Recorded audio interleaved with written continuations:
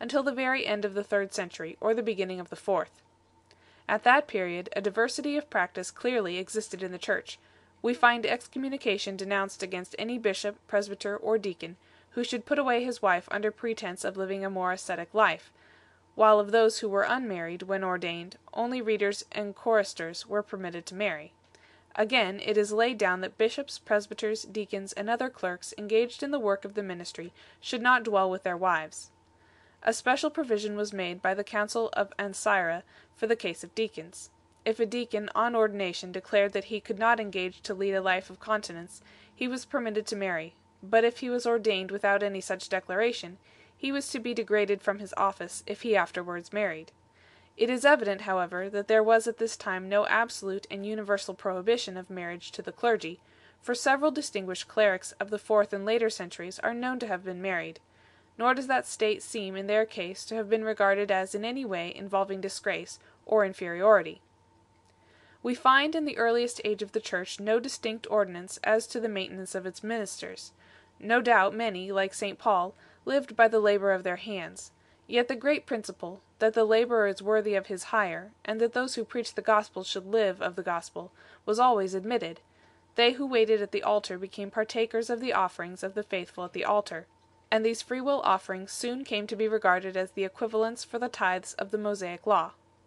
As the clergy were more and more withdrawn from all participation in secular affairs, it became more and more necessary to provide them an independent subsistence. It is evident from the very nature of the Church of Christ that the church of any one city could not remain in loveless isolation from other churches. The community of life, discipline, and doctrine, which are inherent in the very conception of the Church, forbade it. As individuals formed a particular church, so all the churches taken together formed the Catholic Church; and as the bishop with his presbyters formed the council of a particular community, so an assembly of bishops formed the council of a district or province.